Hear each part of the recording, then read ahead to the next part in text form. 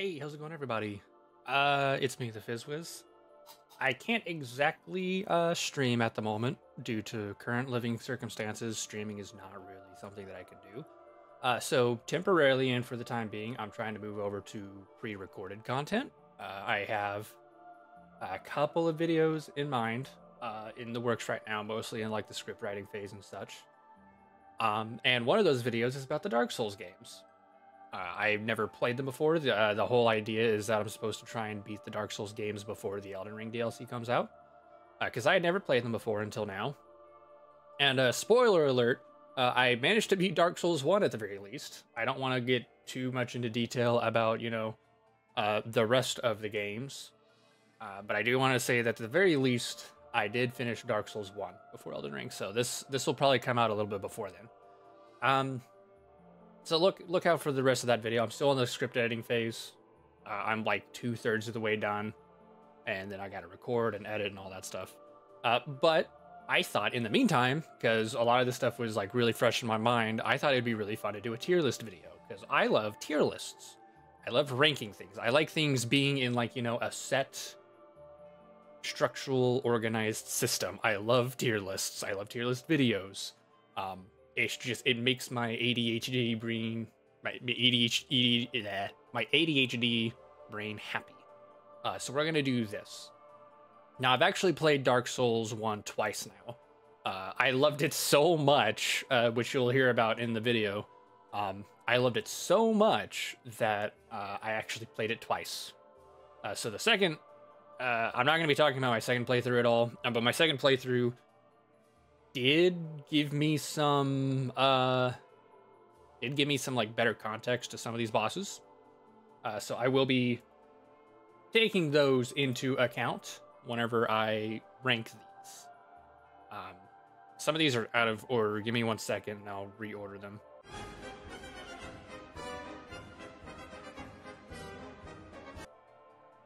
Okay. So I have reorganized these bosses in a method in which you are likely to come across them. This is not like a strict set order because there's no real like specific set order for quite a few of these bosses. Some of these you are clearly meant to take on before others. There are some that you have to take on in order to like, progress through the game. So it's like you cannot beat, the game without beating these specific types of bosses and stuff like that. So I tried to, actually, there we go. I tried to put them in like the accurate, a semi-accurate, sequence of events orders. Like you have to at least beat this boss before you can beat any of the bosses that are like after and stuff. So we're gonna go in that order. So to be clear, I did 2 different playthroughs. One is, I think it's like the knight or the fighter. I don't know, like the standard vanilla one. Class, and then the second playthrough I did as I forget the name of the class. Let me look at it real quick actually. Okay, so like the 2 classes that I played as were the warrior and the bandit class. I did the first one, like my first original playthrough was through the warrior class. My second playthrough was the bandit class. Of the 2, I think I prefer the bandit class personally. I'm sorry, I prefer the warrior class over the bandit class. The bandit class was very fun. I did enjoy it. I'm generally not, a big strength build, bonk, hit them real hard kind of person. But every once in a while I get into that mood, and I was kind of in that mood, and I thought Dark Souls 1 would be a perfect game to like test that type of gameplay out. So I tried it. So I've also played a lot of classes in other, like, Dark Souls or Souls-like games or, Soulsborne games. So I do have, like, a good understanding about the gameplay loop of a bunch of different types of classes.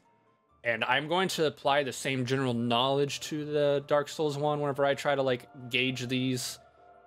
Because there's a couple of them on here that I feel, even though I've not played it with, certain particular classes, I feel they are significantly easier with some with some classes versus others and stuff like that. But for the most part, my knowledge is coming from, the warrior class or the bandit class. So let's go ahead and get started. That's way more than enough build up.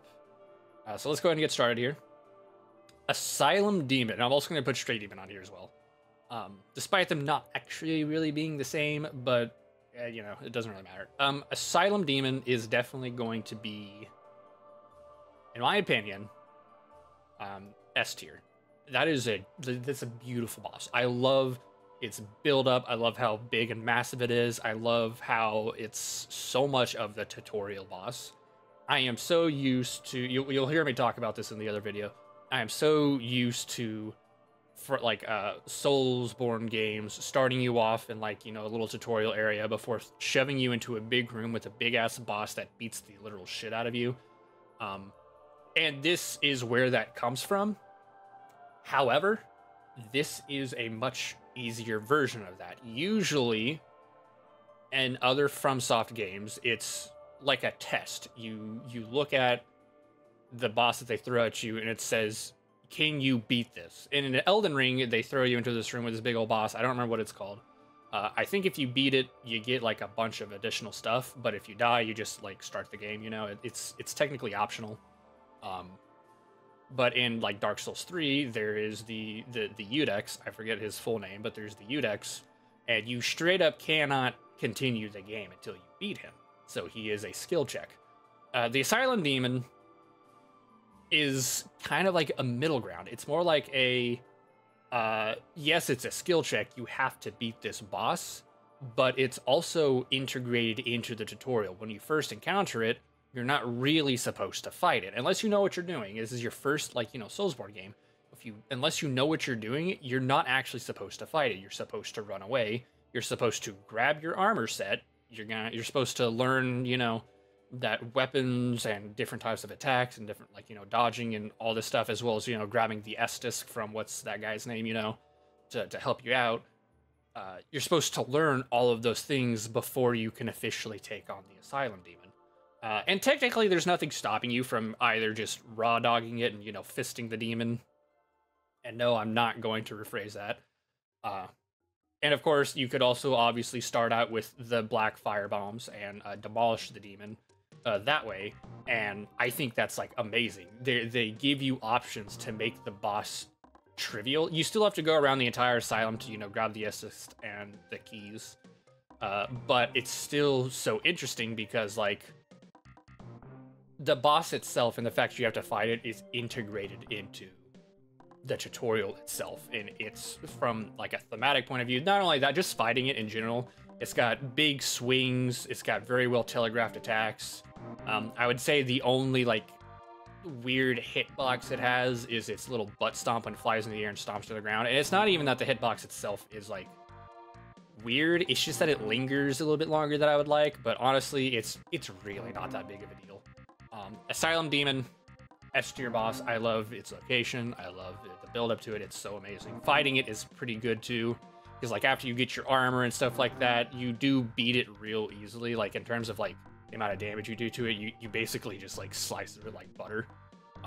I could still see people who are, you know, unfamiliar, who haven't like gotten the grasp of how things function. I can still see people, you know, having issues with it. I beat it first try without any problem, but that's because I had already played Bloodborne and Elden Ring beforehand. So I kind of, you know, knew what I was getting into with it.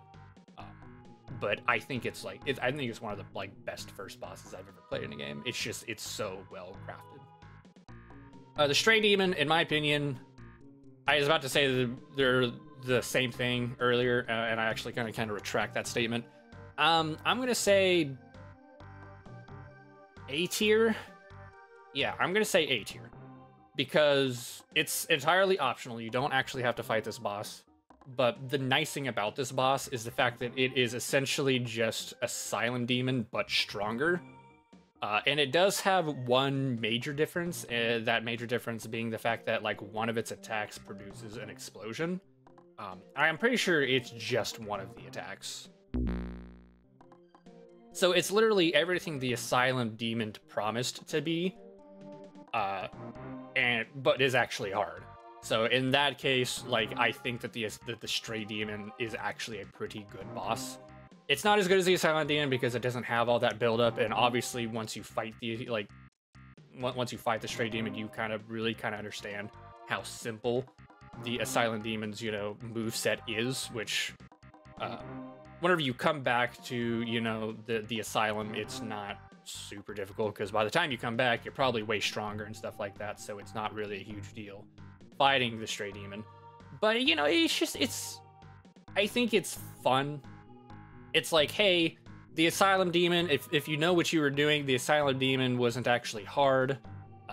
But unless you're like a brand new player, but here's a version that's actually hard. This is like, you know, a version of it that is actual Dark Souls level difficulty.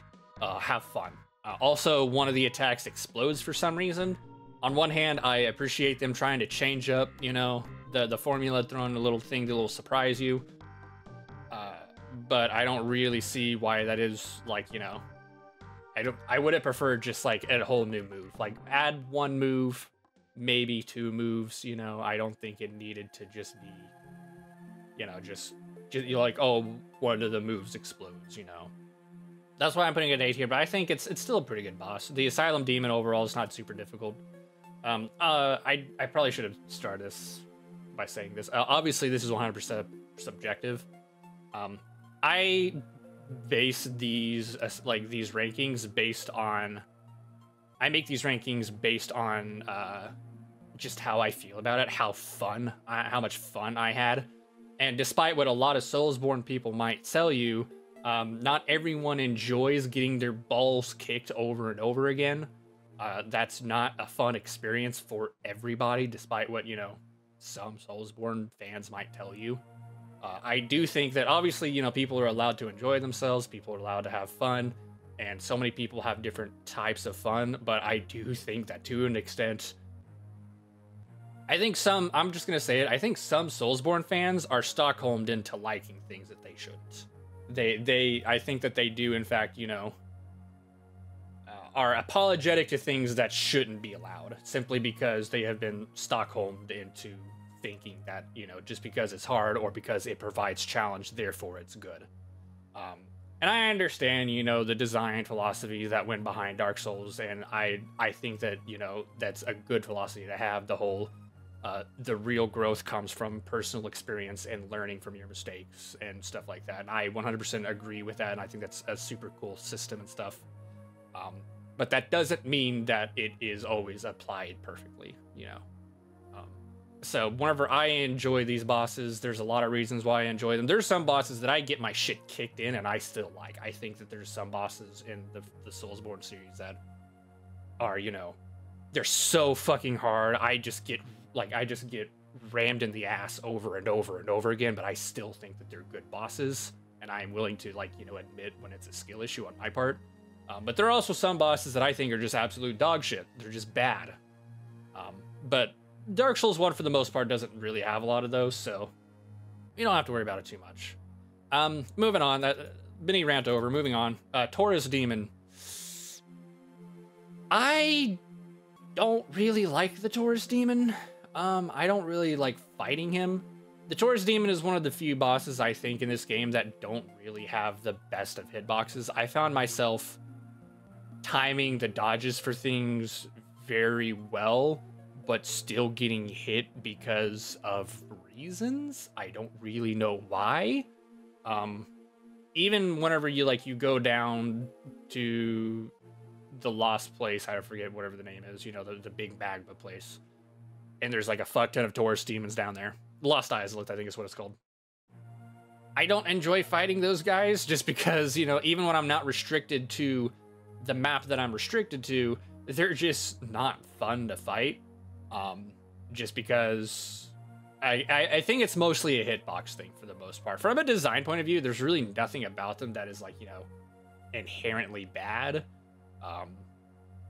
I just 100% think it's a jank thing. There are times where I'll dodge through, you know, attacks, and because I happen to hit, you know, the boss's main collision, not hitbox collision, but, like, you know, physics collision, you know, I'll get knocked back into a hitbox, or I'll get pushed into a hitbox, or I'll get pushed off the map. Funny thing is, the first time I fought this guy, I think it was like the second or third time I went in to fight this boss, the game bugged out and it threw me across the map. And I couldn't even be mad. It was fucking hilarious. But that would not have happened if it weren't for the stupid fucking location that you fight this boss in. I do not like it. I do like how you can, you know, go into the back, you can kill the archers before the boss even spawns in. You could spawn this boss in, turn around, climb up, and pull in a silent demon and, you know, face stab him and get a, you know, good head start. And honestly, I do find that to be the easiest method of fighting the boss, you know, just kiting the boss away, dodging through an attack, running back, climbing up, and, you know, doing a jump attack down on him, just doing that like 3 times in a row, 4 times in a row. In my opinion, that's just the easiest way to fight the boss. Because why would I ever want to like deal with this, like the stupid terrain or the stupid, you know, fucking hitboxes and stuff? Why would I want to do that when I could just go back and forth and just take chunks of its health off without really putting any effort into it, you know? So in my opinion, not a super well designed boss, not bad, but not really fun either. Bell Gargoyle. This is interesting. The Bell Gargoyle is obviously like one of the first. I've never played Demon Souls. I don't know if I ever will play Demon Souls. So obviously, if I get this wrong, don't. You can correct me in the comments for engagement, but I just don't know this. So whenever I say this, I mean it because I've never played Demon Souls. To my knowledge, this is like the first gank boss fight in a Soulsborne game where you fight 2 bosses at once. And I think it was done beautifully here. I could have done with like a little better terrain or a little more terrain to work with. I think, you know, the steeple roof could have been a little bit bigger in my opinion. Because this is essentially the first time they're throwing 2 bosses at you at the same time. You're fighting not one, you're fighting 2 bosses. And both of these bosses are very mobile because they have wings and they have a lot of range with both their fire attack as well as, you know, the halberds they use. And their tails. They have a lot of range. And I don't really think you have a lot of space to work with that range. That's probably my one major problem with this boss. But outside of that, this boss is pretty fun. I guess the only other problem is just how fast they attack. They generally tend to stagger their attacks in a way. The second one almost exclusively uses ranged attacks. They rarely ever melee you, which is good. So it allows you to properly, like, you know, use your spacing and stuff, you know, prioritize one over the other. I think my only other problem is the fact that they do attack a little quickly. If you, 1, don't have a super tanky build, or 2, you don't go in naked and, you know, fast roll everywhere, you're not going to be getting a lot of hits in on this guy. It's going to be a lot harder. Essentially going medium is a bad idea unless you have range. So I would imagine, I'd never done a sorcerer playthrough. I'd like to go back and do a sorcerer playthrough. I would imagine sorcerers probably have a decent time with this guy because they don't have to like worry about running up to the boss and damaging them. You just gotta, you know, dodge an attack, counter projectile, you know. I would imagine that'd be pretty easy. I don't know if you'd be able to get, you know, the critical hit on their tail or anything like that. Maybe you can, I don't know. But regardless, I'm gonna put them in A tier above Stray Demon. I think it's one of the best gank fights in any Soulsborne period. That, and they let you know, whittle the first one's health down first before they throw the second one in. You let you, like, you know, take your own pace. I think that's like a great idea to like ease you into it. Like I said, their attacks can come out a little bit fast for my taste. That kind of restricts your options in terms of, like, you know, builds a little bit. And that and the space that you fight them in could be just a teeny tiny bit bigger in my opinion. But really not a big deal. Capra Demon. Now, apparently, I didn't know this, obviously. I tried to go into my Dark Souls playthroughs as blind as possible. Apparently, a lot of people hated the Capra Demon. And on my first playthrough, I could not understand why. Well, actually, that's not true. I actually did understand why, but I beat this guy first try. And it wasn't close. Like, I beat this guy real easily first try. It was mostly because of the class that I was. Because I was the warrior class, I was able to use the longsword. And I think that's what gets a lot of people here is, obviously, you're stuck in a tiny room with a Capra Demon that has a pretty wide range, you know, range of attacks, as well as 2 dogs. anything that can't take care of those dogs is going to like be completely useless. Whenever I did my first playthrough with the warrior class, because I was able to kill the dogs with my slightly longer ranged weapon, I did not have a problem with this. Like, the dogs attacked, I shielded, I counterattacked, it was dead in like one hit. Leaving just the Capra Demon, it was no problem. My second playthrough, where I played as the Wanderer, or whatever it was called, the other class, where I was using a battle axe that had significantly less range, as well as, like, you know, a much shorter attack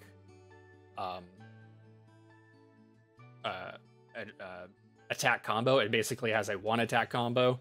I had a bitch fighting this boss.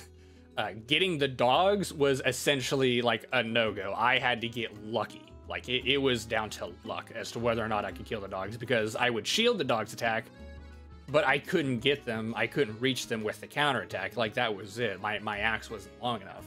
So I would imagine that this boss, that's probably my main problem with this boss, is it is so restrictive as to your build. Your build is going to determine how fun of a time you have with this boss.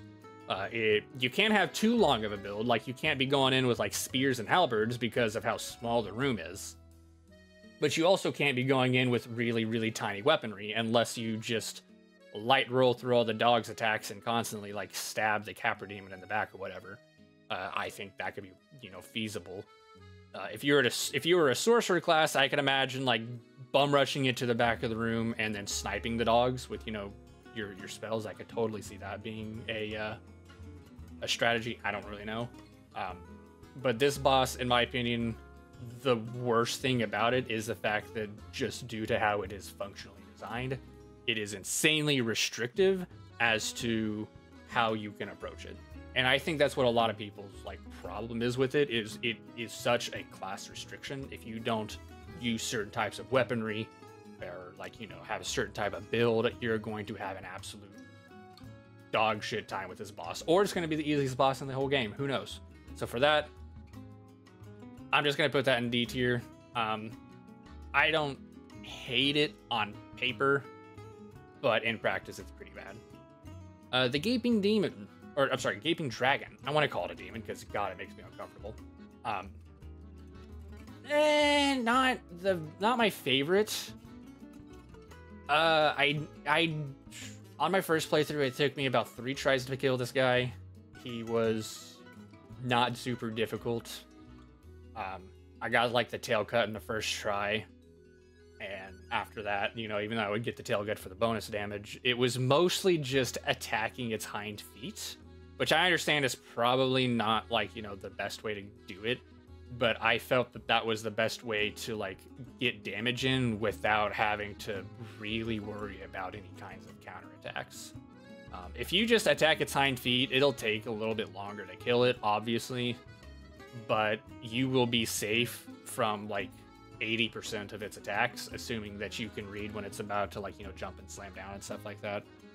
But outside of that, I never tried fighting it head on because it's a massive dragon. I never want to fight giant creatures like this head on because it's 9 times out of 10 not gonna end well for you.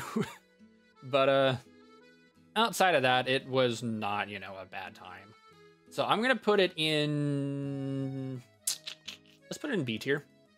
Not a bad time, not super difficult, just not super engaging either, in my opinion.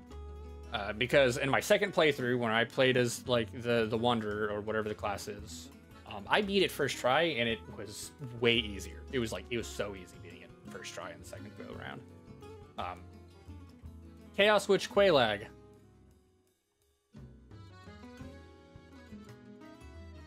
I don't like this boss. I don't like it at all. This boss is not fun. Oh my god.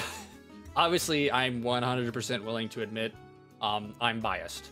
I hate spiders. Spiders make me so uncomfortable. I don't give a shit that there's a naked lady attached to it. It's a spider. It's got way too many legs. It's got that giant thorax looking thing. Oh my god, it makes me so uncomfortable to look at. Also, most of its attacks are pretty fine. They were a little annoying to learn and deal with the first time I played, but on my second playthrough, I think I think I got it first try on my second playthrough. I might have only made like 2 tries. I don't really know. Quelaag, once you understand how she functions, it's not super difficult. The one and only thing I will say that I think is just an objectively bad attack is her explosion attack. And it's not necessarily like the fact that it exists that it's objectively bad. It's 2 factors. One, just how quickly it winds up. It's got an insanely fast wind-up time. You have to know exactly what she's about to do, and you have to book it the moment that you realize what it is that she's doing. And 2, how much fucking damage it does. Holy shit, it does so much damage. It does way too much damage. It, like, unless you are way overpowered for this fight, it will one-shot you. Holy fuck. I hate this attack so much. It's so bad. I would not mind it if, for 2 things. One, if the attack had a little bit more wind-up time, just like maybe a second of wind-up time more. A second and a half more wind-up time. That way you can, like, visibly see what's going on and then you can react to it. And 2, if it had, like, less damage. I want to say, like, 30% less damage. If it did, like, 30% less damage, I think it would do so much better. Because here's the thing, even at 30% less damage, that's a fuck ton of damage. And the reason that this attack exists is to get you off Quelaag's ass. She does this whenever you spend a lot of time wailing at her feet and she can't, like, hit you with her sword or with her fire breath. She does this to get you off of her. And I think that as, you know, a functional attack, I think that's great. I think, you know, attack like that should exist. That's not a problem. It's the fact that you get punished so hard if you don't respect it. And by punish so hard, I mean you basically die immediately. There is no, oh, you messed up, you know, retreat and heal a little bit. You know, next time, you know, that was a slap on the wrist. You know, next time you better pay attention. You better do better. No, it's you're dead. You got to go all the way back. You got to start the fight from the beginning. I fucking hate that shit. That is so annoying. I hate that. This is the thing that a lot of Dark Souls bosses do. Not Dark Souls. I'm sorry. I meant Soulsborne bosses. There are so many Soulsborne bosses that punish you way too hard, and there are cases where it's okay, and there are cases where it's not. And I don't want to get too much into it right now. Maybe we will, depending on how I feel about some of these later bosses. But it's I think that in this case specifically, it's not warranted. You know, deal a lot of damage to the player. Go right ahead. You know, hit him. You know, give their balls a good old tickle. That's totally fine. Just don't fucking kill them immediately with one single attack. Also, I understand, yes, this is another gate boss. You're supposed to get the bell after the boss, and this is another one of those, like, you know, pre-tutorial or like post-tutorial, you know, mid-game bosses where it's supposed to really test you and, you know, how well you're doing, how well you respect the game and stuff like that. That doesn't mean that it's suddenly okay for a boss to just one-shot you when most of its other attacks are pretty fair. That doesn't suddenly excuse it, in my opinion. Moonlight, yeah, I'm moving on for that. Moonlight Butterfly, I'm gonna go with C tier, just because it falls into all the same problems that the Capra Demon does, and the fact that depending on your build, you're going to have a very bad time with this boss. But the difference between the Capra Demon and the Moonlight Butterfly is, if you don't have the build to deal with the Moonlight Butterfly, it's not like you're dead on the rival. Like, the problem with Capra Demon is, if you don't have the proper build to deal with Capra Demon and the dogs that he has, you walk in there and they just fuck you. Like, you're just dead. You just get fucked. Moonlight Butterfly, if you don't have the right build to deal with Moonlight Butterfly, you kind of just sit there. You kind of just meander. It's like, it's not really that big of a deal.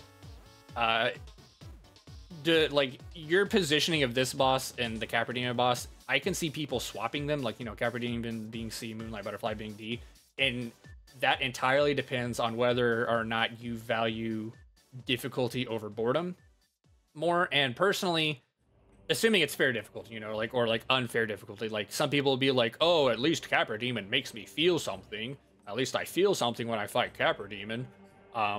For me, it's actually the opposite. Whenever I am, like, I would rather be bored with something than I would completely pissed off. Like, I hate feeling mad. I hate feeling negative about things. It's just, it doesn't feel good. It's very stressful. It's, you know, bad for the mental health and stuff like that. I hate feeling that. So I don't like whenever things piss me off to an unreasonable amount.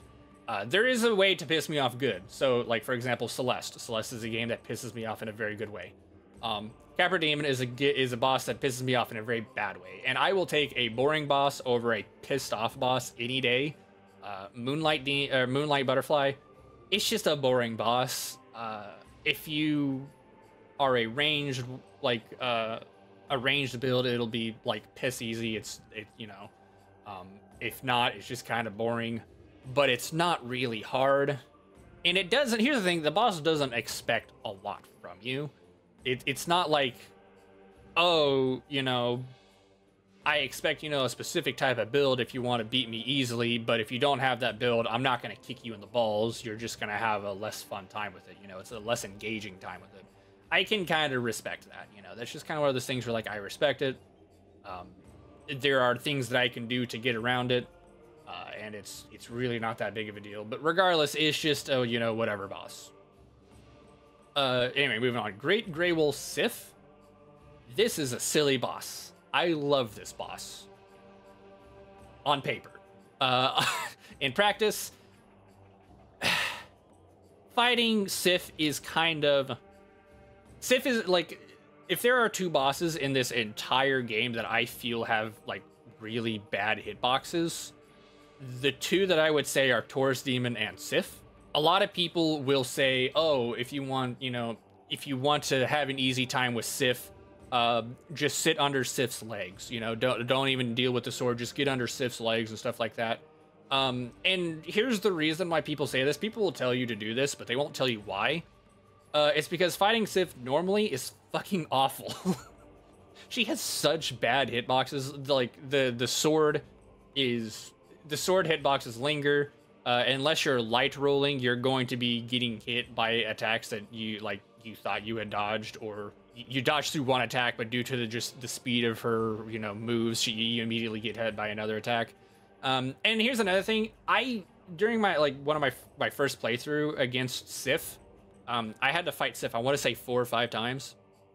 After, like, the second time, I'm like, all right, I think getting underneath her is the play. And it was the play, but it still took me 3 tries to beat her because I was still getting hit underneath her feet. She was doing sword swipe attacks. She was attacking with her sword. I was underneath her feet, and I was still getting hit. Like, I don't understand how that functions. How does that work? But, like, outside of those things, she's not a super difficult boss, and she is at least, you know, engaging. The atmosphere is amazing. I can't really complain about the arena. I would say she's a good A-tier boss. I'd probably put her above Stray Demon. Not the most engaging. I would like to try to fight her as a sorcerer. I would love to see how that functions. But you know, that's just how I feel. Moving on, we're gonna go with Ceaseless Discharge next. Let me put Gwen at the bottom, at the very end. Ceaseless Discharge. I don't think I have to explain this one. It's a joke fight. It's meant to be a joke fight. You could fight him seriously, and I did try fighting him seriously like 3 separate times, and it was just so not fun. It was just dodge this big attack, attack back, dodge this big attack, attack back. Here comes the flamethrower. If you don't dodge this attack, you die immediately. You know, it was not a very fun time. And obviously, there's the whole run all the way back to the gate, and then Ceaseless Discharge jumps at you, and you, like, hit its hand and stuff like that. Which is not really fun. One thing I learned is, because I didn't know that's how you did it in the first place, if you die to the boss before you do that, you come back, if you want to do that strategy, you have to run all the way through the boss arena and then all the way back. And, like, I understand why it's like that, because if you didn't do that, then obviously the moment you walk through the fog gate, if you just stood there, the boss would walk up and jump at you, and it's basically a free win. Like, even if you have, you know, a little cheesy method of fighting the boss like that, some difficulty still has to exist. You know, so I understand why it's like that, but it doesn't make it fun. You know, fighting him normally is not fun. The workaround is funny, it's silly, but it's also not fun. But you know, whatever. It's a bunch of free souls is what it is. I'll put it above Capra Demon and I'll put it above Quelaag because it doesn't piss me off. It's just I struggle to really call it a boss because it's either you fight it normally and it's boring as shit and annoying as hell, and if you like fail, you die immediately, or you don't fight it normally and it's over in like, you know, less than a minute. So thematically it's cool and in the lore it's cool. But in, you know, reality, it's just boring. Demon Fire Sage. I don't like the Demon Fire Sage. It's just the Asylum Demon. I think it's technically just the Stray Demon, because its attacks also explode. But it's on fire, and I think it has fire resistance as well. I don't really know. I've not really attempted to fight it with fire before. It's not really fun because of all the branches and all the trees in the way, as well as like how many more like exploding. I think I could be wrong. You're welcome to correct me on this one. I want to say the Stray Demon has one attack that explodes and the Demon Fire Sage has 2 attacks that explode. I might be wrong. They might both have 2 attacks that explode. I don't really like it due to just technically I think the Stray Demon's boss arena is smaller in terms of like just overall square footage. I don't really know, but it never really felt like it was much of a problem in the Stray Demon. But for some reason, the Demon Fire Sage, its boss arena was so annoying and so difficult to get around that I ended up dying a lot to this boss simply because of, obviously some of it was my fault. I will admit some of it was my fault with some of the bad positioning, but due to how like it would set up certain attacks, it would lead with some attacks, and then it would like I would dodge out of the way, and then I would try to make space, but then it would attack with another attack that caused an explosion, and I'd be caught with my dick out, and I'd get my balls blasted.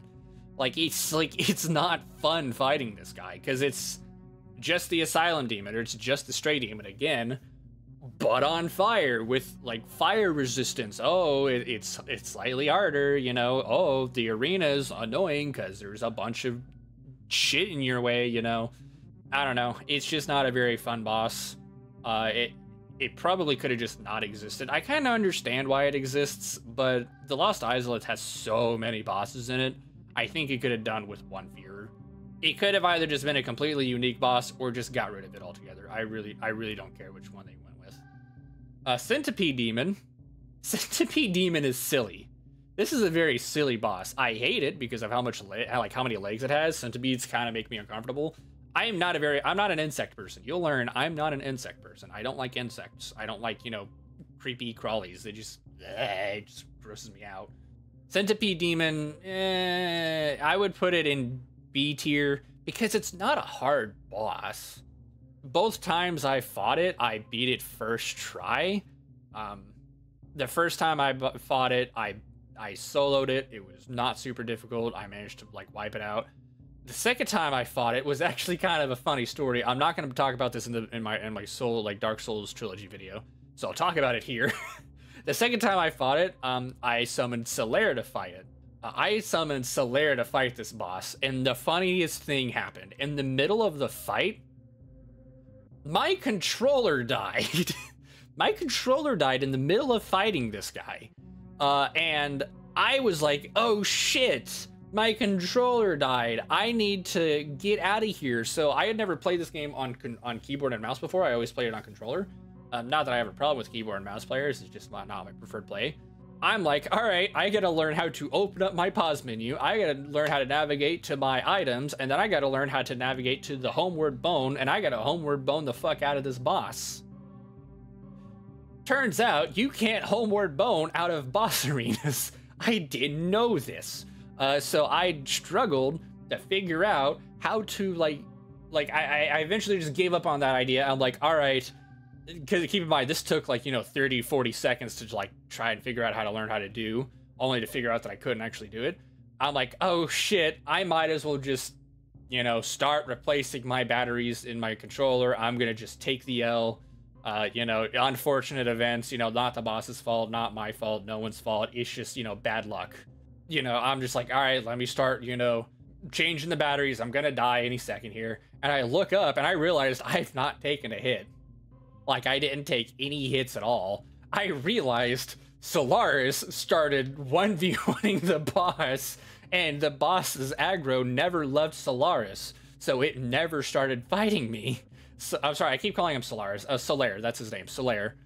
It kept fighting Solaire, and I'm just like, what the fuck? So I managed to actually put together my batteries real quick. I reconnect my controller, and, you know, sad state of affairs, Solaire died in the fight, but I actually managed to bring it back, and I killed the boss first try again. You know, for the second time, I killed it first try. It was such a crazy experience. It was so weird, but it was so funny. Like, that kind of just goes to show how easy this boss actually is. But it also, like, I can't really put it any lower just due to how unique of a boss it is. Like, it's a very unique boss. There's no other boss in the entire game that's like it. You can cut off his arms. It'll regrow its arms. You know, cutting off a limb is not unique to the boss, but the fact that it regrows that limb is unique to the boss. It's got a very unique attack pattern, even if it is easy to dodge. It's got a, you know, unique boss arena, which, while most of the boss arena is completely inaccessible, there are segments to it that are not, you know, inaccessible, that you can, like, run to and have an easier time fighting him. Personally, I never leave the starting gate. Like, I go to the gate and I just wait for the boss to, like, come to me. It's really not that difficult to do it that way. So I can't bring myself to bring the, you know, the boss lower. But, you know, it's not a great boss. I'll wholeheartedly admit I'm putting this boss as high as I am purely for personal reasons. But honestly, I don't really think it's, you know, an absolute dog shit boss. It's a very middle of the road boss. That's why I'm putting it in B tier. Anyway, moving on. Iron Giant. I'm gonna put, this might be a little controversial, I'm gonna put Iron Giant in A tier. I think the Iron Giant is kind of cool. It's very interesting, very, you know, cinematic in its set piece. I understand that, like, apparently it has one attack. It has a grab attack that has a really bad hitbox. I think I only got hit by the grab once. Outside of that, I had never gotten hit by the grab again. And that's part of the reason why I'm not putting it higher. I'm putting it at the very bottom of A tier because of that grab attack. I'm not one of those people that's like, oh, I never experienced it, therefore it couldn't exist. I guarantee you this bad hitbox probably does exist. If everyone says it does, it probably does. I never came across it. And its arena is not very well built for that attack, because if it grabs you and throws you, you're probably going to be instantly killed, and that's not very good. But outside of that, I like how the arena itself is both good for you and good for the boss. It's kind of like a tug of war. Who can, like, can he grab you before you knock him down and kind of thing? And there's also, you know, just on top of that, just a normally good boss fight. I wouldn't say good, it's just an alright boss fight, you know. Of course, both times that I fought the boss, I killed the giant up on the tower beforehand. Which apparently, I didn't know this, but apparently that giant can, like, throw fireballs down at the boss arena. I never knew this. I just killed it because it would piss me off and I wanted it dead both times. So I inadvertently made the Iron Golem easier on myself without knowing it. But so, like, you know, I can understand people not really jiving with this boss and stuff like that. So I won't really put it any higher than A tier, but I love it from a design point of view. It's just a really big dude who, like, swings at you. It's got a cool little projectile attack. I never knocked it off the cliff myself, and neither of my playthroughs. Like, both of my playthroughs, I just killed it normally. I drained all of its health, mostly because I could never get it in the right position to, like, fall over. But it doesn't really matter. It's like, you know, it's not such a hard boss that you like, unless you're doing some type of challenge run, that it's like, it's gonna smash your asshole or whatever. But, you know, it's just an okay boss. Ornstein and Smough. I don't like this boss. Everyone hypes the fuck out of this boss, and I will concede. I think out of all of the gate bosses in like the Soulsborne franchise, like of the Soulsborne genre of all the gank bosses, I do think Ornstein and Smough is one of the better designed gank bosses. I think it's definitely up there. It's like, it's miles ahead of most other gank bosses in all honesty. But in my opinion, just because it's, better than, a pile of shit doesn't suddenly mean it's not shit. Not that I'm saying Ornstein and Smough is shit. I would definitely not say that. Actually, real quick, I think I'm going to put the Bell Gargoyle up in spot. I think it's just an S tier boss. Thinking back on it, when I compare, the reason I'm moving Bell Gargoyle is because when I think of gank bosses, I think of the Bell Gargoyle and I think of Ornstein and Smough. And obviously, the Bell Gargoyle is a lot easier. It's meant to be a lot easier. It's an early game boss. Ornstein and Smough is a, late game boss or like mid game boss. It's meant to be a lot more difficult. It's meant to really challenge you.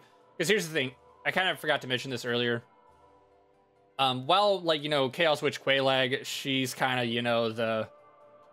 she's kind of the, boss fight before, like, the end of the tutorial really, like, reaches a conclusion. The Iron Giant, the Iron Golem, the Iron Golem is a boss fight that really tests your mettle. It's like, hey, the tutorial is over. Like, the tutorial was over, but then the tutorial after the tutorial was over, Sense Fortress is an area that it's like, this is your first real test. This is, this is the first real test that of like, fortitude and willpower and strength and, intelligence and stuff like that. This is where you're going to be tested, and the Iron Golem is like, the pinnacle of that test. It's not super hard, but, it's, if you are very observant and you use your brains as well as your bronze combined, that's what makes Iron Golem so, like, it's like such an interesting boss.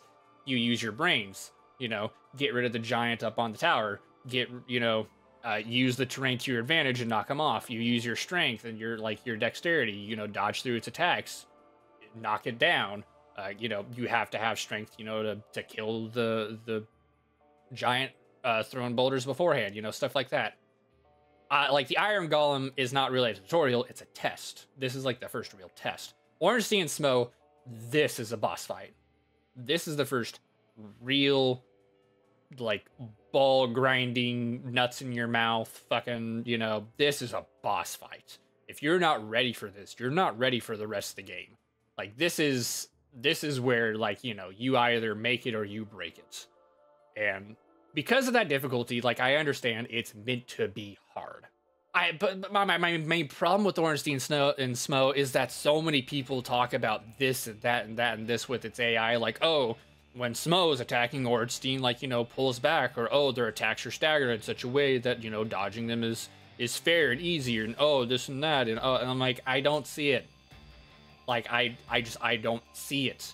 There are so many instances where both characters will, like, attack at the same time, where, like, yes, one will attack, and then the other will attack, so they take turns, but it just so happens that both of their attacks, like, when lined up next to each other, are such a bitch and a half to dodge that there is no dodging them. This whole, like, oh, using the arena to your advantage to, like, stall one off, that doesn't feel like, an intentional design. It feels like a patch. It feels like, oh, we're using something to overcome something that is poorly designed. You know what I mean? It's not, the solution. It's a band-aid, in my opinion. That's what it feels like. It feels like that wasn't what the solution or the intended, method of doing it was. It feels like a band-aid, much like how some people say, like, using summons is a band-aid. I would disagree with that, but, I'm not going to get into that. First time I fought this boss, I did it solo, and it took me probably around 10 tries. This boss, it took me way more tries to kill this boss than any other boss in the game. This boss was really, really difficult. My second time was a lot easier. I think it took me 2 or 3 tries, but on my winning try, I summoned Solaire to help me, and obviously Solaire helped significantly because he was able to, kite away one of the bosses and distract him.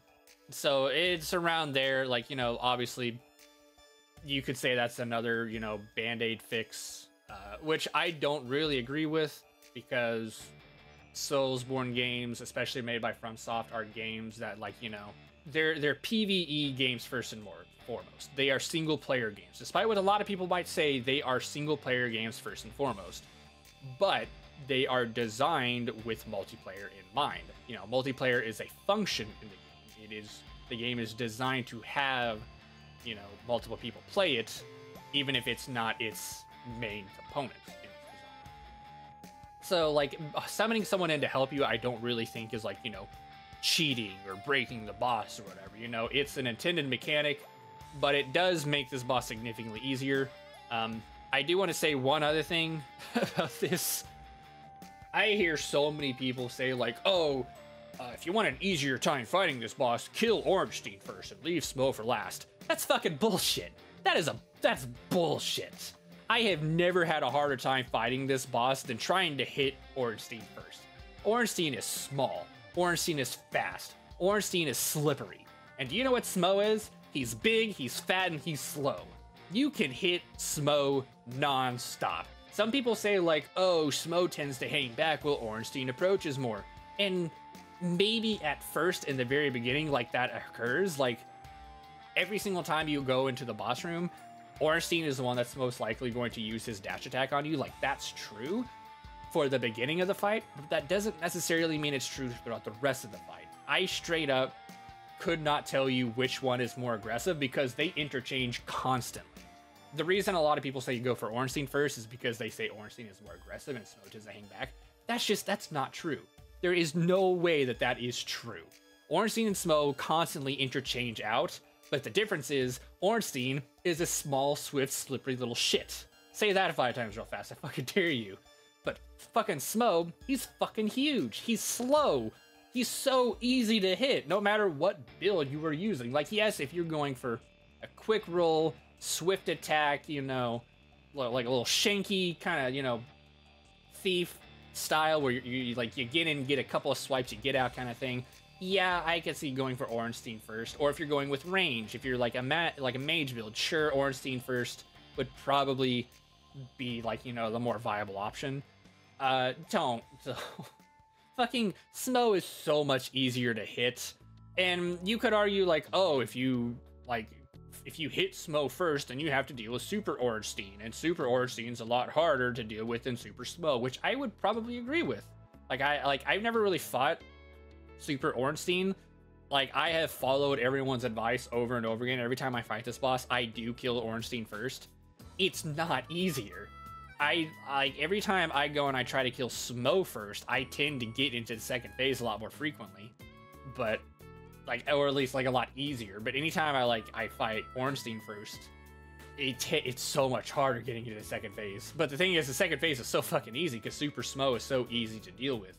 His AI is so easy to trick, and his hitboxes are so easy to read and dodge around. So it's like, phase 2 is a lot easier. If you wanted to say go for Ornstein first because phase 2 is a lot easier with Super Smough, 100% understandable. I totally get that. I would agree with that statement. But if you're gonna sit here and tell me that going for Ornstein first is easier because Ornstein's easier to kill than Smough, eat a bag of dicks. That's false. That is not true. Smough is so much easier to kill. Maybe next time I play, I am going to try and fight Super Ornstein. I want to see if I can kill Smough first, see just how really difficult Super Ornstein first is. Because here's the thing, thinking back to it, I have to double check my footage. Thinking back to it, I actually first try got into phase 2. Like, I got into phase 2 first try. And do you know how I did it? I killed Smough first. That's how I did it. I killed Smough first, and then I fought Ornstein. And I remember getting a decent way into the, like, Super Ornstein fight. Like, I killed Smough first, I got into the Super Ornstein fight. I do remember getting into, like, a decent way into the Super Ornstein fight, and I did die to it. And if I remember correctly, it's because I just ran out of flasks. Like, I didn't have the flasks to fight them. So obviously, first time finding a boss, I'm gonna get hit a lot. I have no idea what I'm doing. I could probably do it a lot easier in the future. I don't know. But we'll have to see. With that said, I know I talked a lot about this boss. I have a lot to say about this fucking boss. This boss pisses me off. But it's an A tier boss. Like, it pisses me off. It's such an obnoxious fucking boss. But I can't deny that once you understand what you're doing, that it's not fun. Because it is fun. Once you understand what you're doing, it is fun. And if you go in there and you have a game plan and you're able to execute, like, despite what some people might say, luck is involved in this fight. Luck is 100% involved in this fight. Whether some, like, diehard fans want to, like, accept that fact or not, it is a fact. Luck is involved in this fight. I'm done saying that. I'm gonna get a lot of people pissed at me for not putting an S tier as it is, so I'm gonna stop there. I'm not putting it any lower than A tier, just because I can't deny that it's not a well-crafted fight, because it is a well-crafted fight. I just think people gas it up more than it is. I think people gas it up to be much better than what it actually is. Dark Sun Gwendolyn is just a B tier fight. It's piss easy. It's interesting. I will say that from, like, an aesthetic point of view, it's really cool. But once you understand, like, hey, when he shoots the little itty bitty magic projectiles, hide behind a thing. When he shoots his big ass laser beam, make a run for it. When he shoots his arrows, make a run for it. You know, once you understand that loop, he's a piss easy boss. I do love the arena. I love his design. He's pretty cool. Oh, that's another thing. That's another reason why I put Ornstein and Smough so high, is I fucking love their design. Oh my god, they look so cool. Ornstein and Smough look so cool. I've never really talked about it too much, but their designs do play a role in where I'm placing these characters. This is way too late to be mentioning this. Their designs do play a role in where I'm putting them. Thus why Quelaag is so fucking low, just goddamn it. Also why Moonlight Butterfly is so high compared to the Capra Demon. I love how the Moonlight Butterfly looks from a visual point of view. Gwendolyn looks pretty cool. I'd put him a little bit lower if his arena wasn't as cool as it was. Some people be like, oh, it's just a long hallway. And yeah, it is a long hallway, but it's a long hallway with magic. And magic is cool. So, you know, fuck you, I like this boss. It's just an okay boss. Crossbreed Priscilla. I've only fought this boss one time. I meant to fight it a second time on my second playthrough, and I straight up forgot about this boss. Which is probably the worst thing I can say about this boss, is it's so forgettable. I keep forgetting that this boss exists.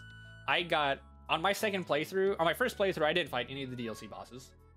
I wasn't interested in doing the DLC, because if I did the DLC for, like, Dark Souls 1, that means I was gonna have to do the DLC for Dark Souls 2 and 3, and I was not interested in doing that for the video. So I'm just like, you know what? No, I'm not gonna do that. I'm just gonna fight all of the main game bosses. I'll save the DLC for another time. And I did. On my second playthrough, I went and I fought all the DLC bosses. My second playthrough, I beat them all. I got all the way to Lord Gwyn. I beat Lord Gwyn. I sat back and I'm like, finally, I did a run of Dark Souls 1 and I beat all the bosses. Fuck, I forgot Priscilla. I completely forgot Priscilla existed. I forgot about the Painted World. So I have yet to do a run of Dark Souls 1 where I beat every single boss in a single run. But I have at least fought every single one of these bosses. With that said, Crossbreed Priscilla, in my one time fighting her, she was not super hard. She was not super difficult. I like the fact that she turns invisible and that you have to track her with her footprints. I think that is one of the coolest things that you will ever see out of any of these bosses, because of just, like, how well communicated someone who is invisible is. I generally hate whenever, like, bosses and stuff have, like, an invisibility gimmick, especially whenever they don't have something to counterbalance that invincibility gimmick, or, like, invisibility gimmick. So the fact that, you know, Crossbreed Priscilla does have something like that is really cool, and they do it in such a good way, because it involves the world. Like, it's a snowy world inside of a painted world, you know, like, it's a snowy area. There's snow everywhere. There's moonlight. You know, there's a lot of wind picking up. Like, you're able to track her because of the snow footprints, and I think that's really cool. It builds into the world, and it builds into, like, the aesthetic. I don't really remember a whole lot about her attacks. I do remember she's pretty, like, squishy. She's not super difficult. And I also understand, I think that was actually intentional, because once you get into the painted world, you can't really get out until either one, you, like, walk past this boss, or two, you kill the boss. So they couldn't make this boss super difficult, or else you would essentially just unintentionally soft lock yourself into this, like, area. So like I can kind of understand that. But you know, with that said, she is. I love how she looks. She's so beautiful. I'm gonna put her in A tier, just because I love how she looks. Even though I don't like the painted world personally, it's not one of my favorite areas in the game. She, from a visual design, she's very beautiful. The fact that you don't have to, you actually don't even have to fight her if you don't want to. Her invisibility is a little weird, but also you can work around it. I don't really have much of anything else to say about this one. Pinwheel.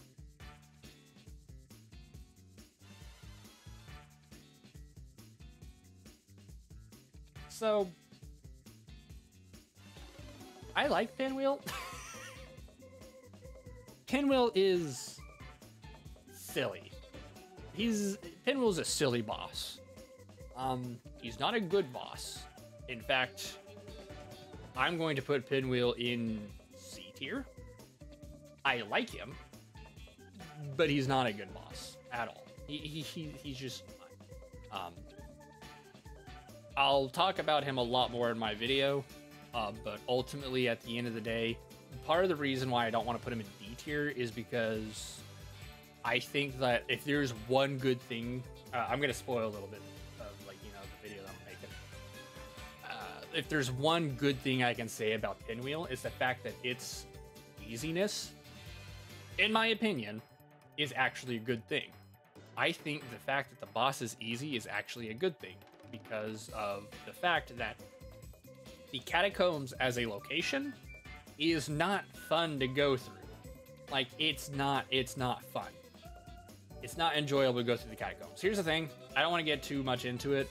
I can understand why a lot of new people were, like, put off by the catacombs. The skeletons are not an easy enemy to fight, if you don't know what you're doing.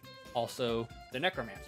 If you don't know the whole gimmick revolving around necromancers, the catacombs are going to be an absolute, like, shit show. Lucky for me, I had the you know, the foresighted knowledge from Elden Ring that necromancers existed. So whenever I would kill skeletons, I would watch them, like, fall down, and then they would, you know, get back up. And my immediate thought was, fuck, this place has necromancers. So I was able to read the gimmick right away. That is not going to be the case for a vast majority of people playing this for the first time and have no idea what they're doing. So going through the catacombs, having to deal with, you know, Patches flipping that thing on you, which I didn't even know that was Patches. I didn't know Patches was the one that did that to me, because I didn't meet Patches. It just happened. But, you know, it's whatever. The getting to Pinwheel is such a pain in the ass. It's so not fun. Like, even when you know what you're doing, even whenever I went through the catacombs, I knew exactly what I was getting into. I knew exactly where to go, how to get there and stuff. It just wasn't very fun. And Pinwheel being easy, because here's the thing, in like, if you're new, Pinwheel is like a reprieve. Like, oh, that boss wasn't as hard as I thought it was going to be.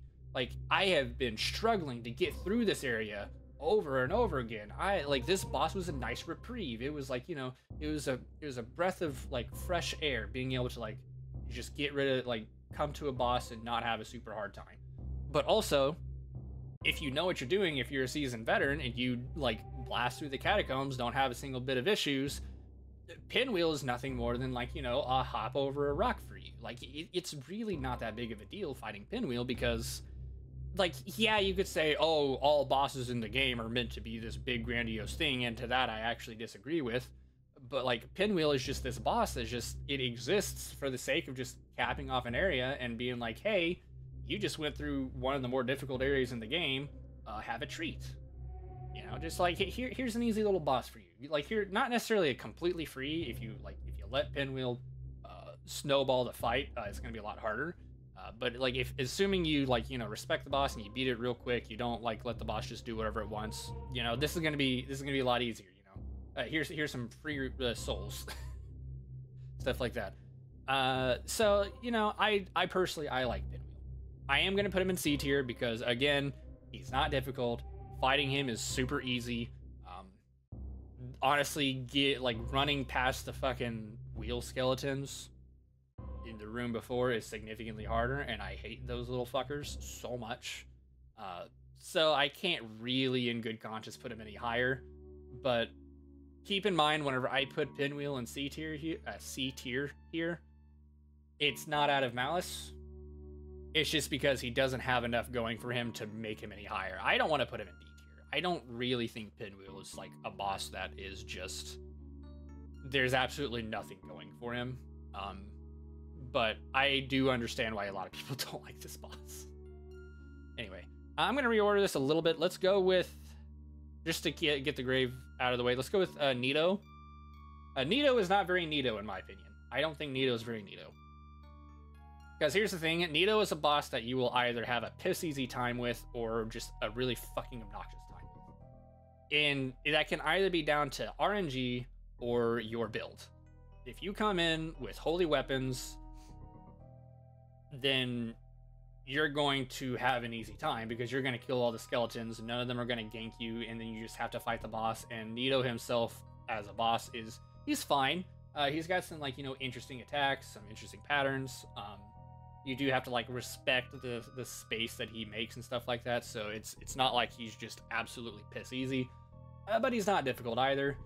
Or you don't go in with holy weapons, and Nito annoys the fuck out of you. Because here's the thing, Nito is not hard. Nito is fucking obnoxious, and it's entirely because of the skeletons. So you either focus Nito and you get lucky with Nito either doing his AoE attack and he kills his own skeleton crew, or he attacks his own skeleton crew on accident, or you attack, or the skeleton crew just get caught in the crossfire, and it's literally just you and him battling it out while the skeletons constantly respawn over and over again. It's not a super interesting boss. I get what they were trying to go for. On paper, it's actually really cool and interesting. It's a mob boss. It's a boss that has a bunch of ads in there that makes it a lot more difficult, kind of like Capra Demon. In my opinion, Nito is a better Capra Demon. It's everything the Capra Demon wishes it was, because Nito doesn't directly punish you for not being a very specific build, but being a very specific build will make the boss significantly easier. Versus Capra Demon, where having a very specific build will make the boss easier, but not having that very specific build is dragging your balls through a cheese grater. It's Nito, in my opinion, is just an okay boss. I'm gonna put him in the top of B tier.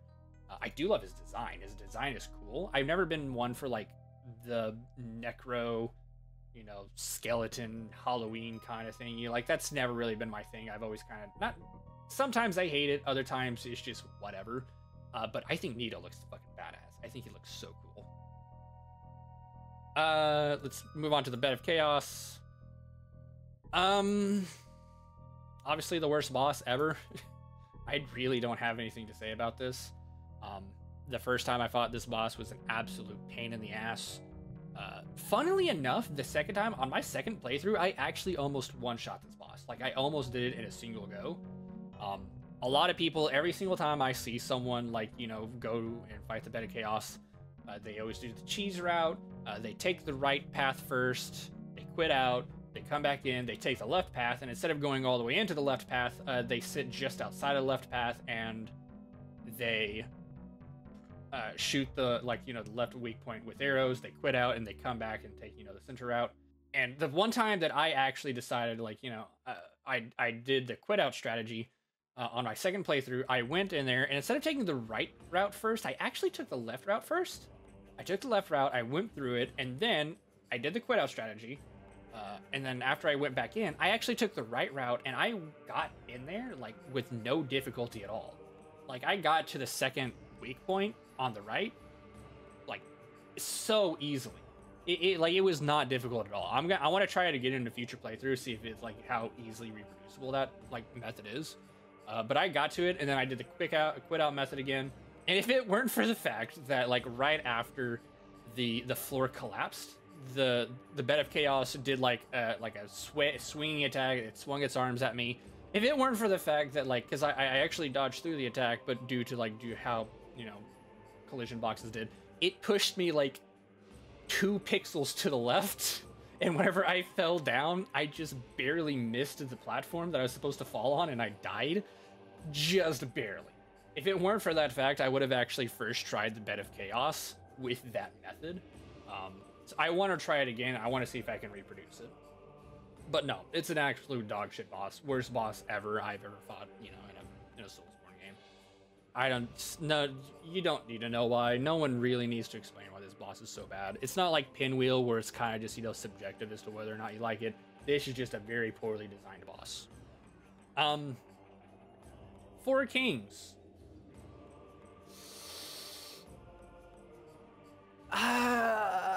Four Kings. I don't really like the Four Kings.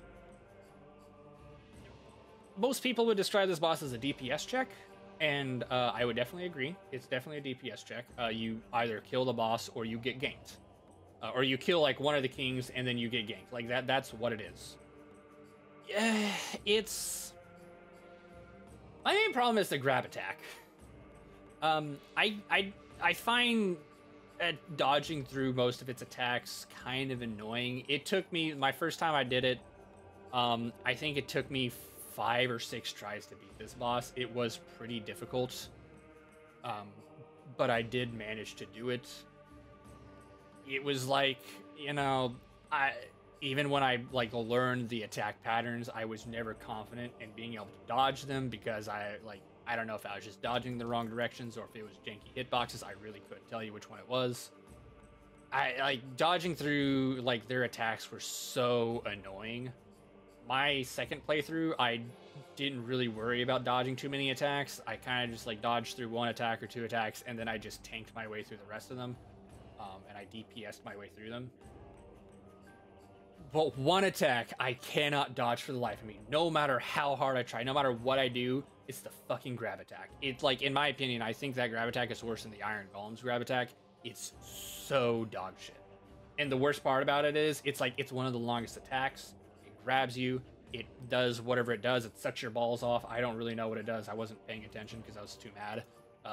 And it, like, because it takes so long, the other boss, like the other kings, are going to start spawning in. It's so annoying. But the thing is like, if it wasn't for that 1 attack, it's just a DPS check boss. Like, you just attack it until it dies, you wait till the next one shows up, you attack it until it dies, you wait for the next one to show up. You know, it's just one of those bosses that it wasn't super difficult if it weren't for like 1 attack. There were some moves, again, that I can't really consistently dodge through very well. But maybe it's a skill issue, maybe it's a hitbox issue. I couldn't really tell you which one it was. Maybe it's a combination of both. I'm not going to make any, like, you know, sure fact claims. I'm going to put the Four Kings... I'm going to put it in C tier. I don't think it's, you know, a bad boss. I don't really enjoy it. Seath the Scaleless. I like Seath the Scaleless. He's a goober, but I don't really like fighting him. There's nothing really wrong with Seath the Scaleless.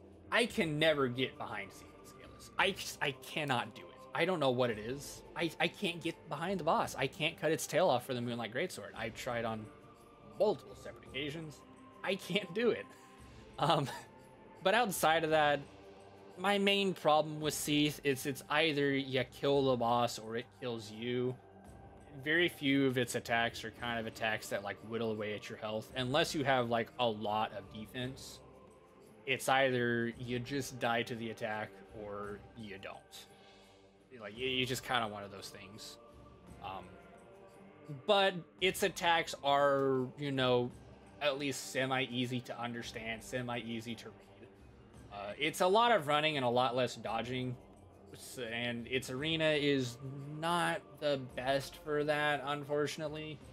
My first playthrough, I felt crowded as shit. I felt like I didn't have enough room to do anything. My second playthrough, I realized maybe I was just panicking or whatever because I had a lot more room than I thought I did. Regardless, it's still not a lot of room. You have enough room to do what you need to do, but you also have to respect what the boss can do. Like, if you want to fight the boss, you have to, like, know how to guide the boss through the arena if you don't want to, like, you know, get caught by certain attacks and, you know, basically be forced to take hits. So it's really, you know, it's kind of those things where it's more of a knowledge check than it is a skill check. which is, you know, I guess kind of on brand considering Seath is, you know, in the magic area, and you know, Seath is a very intelligent boss, like in lore, so maybe that's the point. Who knows? So I mean, I'll put it in B tier.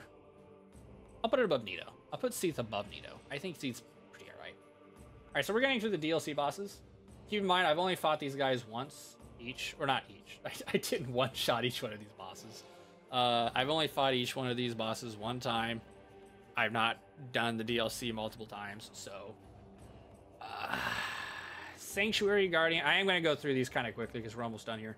Sanctuary Guardian. I don't really like this boss. I will say that it's the only boss out of these four that I just straight up don't like. I do like all the DLC bosses except for the Sanctuary Guardian. It's, again, a kill it or it kills you kind of boss. You get hit by poison, you get hit by one of its big fuck you attacks, and you die. It's more like you get hit twice. None of its attack, like, assuming you've been leveling properly, and like building properly, none of its attacks will like one-shot you, but you can get two-shot by it. That, and obviously because it's in water and it shoots electricity at you, you know, it's kind of one of those things where like it's because the arena is built a certain way that the boss is a lot harder than it needs to be, kind of thing, rather than the boss just being hard. That because of just the water height, I think your mobility is reduced a little bit. I'd have to go back and double check, but that might be the case. It may not be true. I don't know. Sanctuary Guardian. But the thing is, like, it has so little health and so little defense that, like, if you know what you're doing and you get hits in, it's gonna be like, I think I killed it in like 4 or 5 hits. It was like real easy. I'll put it in C tier. It's nothing too egregious, but it's just not fun either. Artorias the Abyss Walker. So here's the thing. I didn't know this. I didn't know this until like long after I fought the boss. You're supposed to interrupt whenever it goes into its charging state. So every single time I fought the boss, I just let it charge itself up because I just thought that's something that had to happen. I thought that, you know, it was attached to a timer. At first I thought it was attached to its health, but then I realized no, it's attached to a timer. Like after a set amount of time passes, it'll power itself up again. And each time it powers itself up, it stacks on top of each other, so it takes less damage and it deals more damage each and every time. I didn't know that you can interrupt that, so I just let it constantly charge itself up. Outside of that, this is a boss that the first, because it took multiple tries to kill this boss. I want to say it took like 10 or so tries. This boss, oh, by the way, the Sanctuary Guardian, I killed it in like 2 tries. First time I died, second time I killed it. It was not hard. Artorias took about 10 tries. The first like 3-4 tries, I hated the hell out of this boss. I hated it. I hated it so much. And then over time, I started to love it. I actually do love this boss. I think it's so cool. And now that I know that thing about like interrupting it, I will probably try and like, you know, integrate that into like, you know, future attempts. My only real problem with this boss is it's kind of got the same problem that it's kind of got the Bell Gargoyle problem where like you either tank through everything it throws at you or you light roll through everything it throws at you. There's no medium rolling this boss. You either tank it with defense or you dodge through it with light rolling. Like if you go in the middle without the proper weaponry, like your time with this boss is going to be so dependent on your build. It's either you're built to fight this boss or you're not. That's my only real problem with this boss. But outside of that, fighting this boss felt like fighting a modern Souls. Like I thought I was fighting a Bloodborne boss for a minute. I thought it was really cool. You had to like, you know, trade, not necessarily trade hits. There were a few times that I did trade hits, mostly because I had the defense and the poise to do so. But like you could like trade hits, you could use poise to like boost through some attacks, dodge through attacks, weave through some slices, you know, and then get hits when you can. It was very interesting. It was very fun. The arena was not a pain at all. I'm gonna put it in A tier, right above Gray or Sif, which is very fitting. Calamite. This boss is interesting. I kept hearing all over the place that this boss had like horrible hitboxes and was so bad. And I do think that like one or two of its attacks had some weird janky hitboxes, but I don't know if it was just the way that I was playing against the boss that like, I don't know, I never ran into that. Like it took me a couple of tries to beat the boss because I was learning its attack patterns, you know, and I was, you know, just failing to execute. But like, this is a boss that like, you know, yeah, like maybe two of its attacks had bad hitboxes out of, you know, its 8 attacks. Like if like 2 out of 8 of its attacks, you know, have bad hitboxes, is it really a boss with bad hitboxes? I mean, in my opinion, no.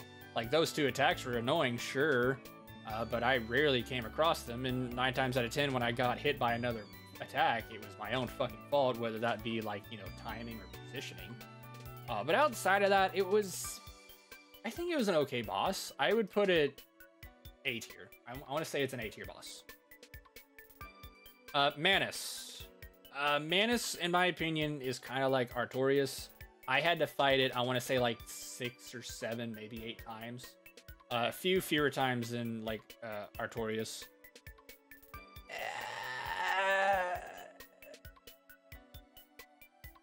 I'm a little conflicted because like I hated it the first couple of times I fought it, but then as I fought it, I like, you know, I respected the boss. I respected what it threw at me. I took time to learn, you know. There's this one move where it did like a constant combo attack, and if you got hit by the first attack, or basically if you got hit by any of its combo, you would immediately get sucked into the combo, which is very Soul of Cinder like, you know, Soul of Cinder Phase 2 like, which I really hate those kinds of attacks personally, but that's more of a personal preference than, you know, just objectively bad, you know, design or whatever. That's like just entirely subjective. Other than like that one attack, I guess my only real problem with this boss is like, it's got the same kind of problem that Artorias does, where you either tank through everything it throws at you, or you have to light roll through everything. Like, it kind of feels like those are your only solutions. But the only problem with that is, unlike Artorias, the skill floor, or like the floor required to just tank through attacks is a lot higher, because this boss hits a lot harder than Artorias does. So like, if you want to tank through it, you have to be like a proper tank build. You have to be tanked the fuck out. Like, your balls better be made out of steel, or like you're not tanking your way through this boss. So like, my only option really was to just light roll through it. And unlike Artorias, once I discovered light rolling was like the solution, I beat it in I think 2, maybe 3 tries. I don't really quite remember. Manus, after I like swapped to light rolling, I had a significantly easier time, but it still took me like a good handful of tries to beat Manus while light rolling. So it's still a hard boss. I would say I'm gonna put it in A tier. You know, I'll keep it there for now. I'm gonna say A tier. So Gwyn, final boss, Lord of Cinder. I don't like this boss. Here's the thing. My first playthrough of like Dark Souls 1, I was not very good at parrying. I'm really good at parrying now. Like I can parry the fuck out of whatever. If I fail to parry something, it's generally not really the attack's fault. It's my own timing's fault. Like I will 100% say if I fail to parry something, it's a skill issue on my fault. Like on my part. When it comes to Dark Souls 1, I understand how parrying functions now. It's a skill issue if I fail to parry. But I didn't know that when I first fought Gwyn. And here's the thing. If you don't know how to parry, you're not going to beat this boss. I mean, yes, it's possible to beat this boss without parrying. Obviously, they wouldn't design a boss that is completely unkillable unless you know one very specific mechanic. But it's such a pain in the ass. Why would you ever want to fight this boss and not parry it? It's so annoying.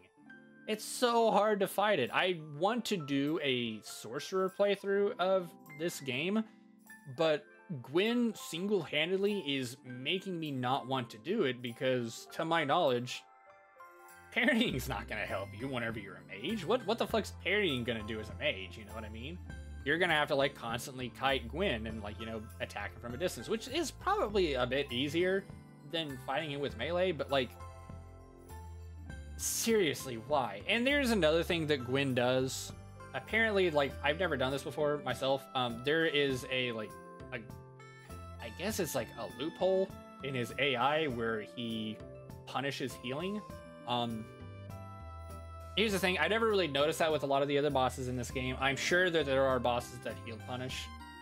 I didn't really bring it up because it never like became such a defining factor in a boss fight that, like, you know, I felt the need to bring it up.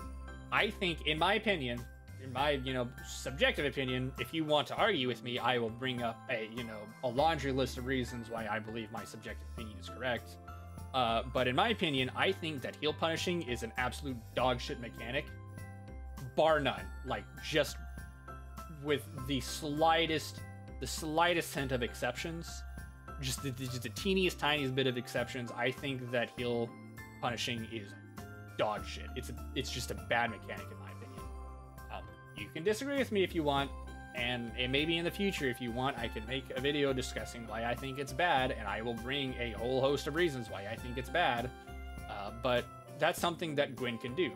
Gwyn can heal punish, and it is a mechanic that is like core central to the boss.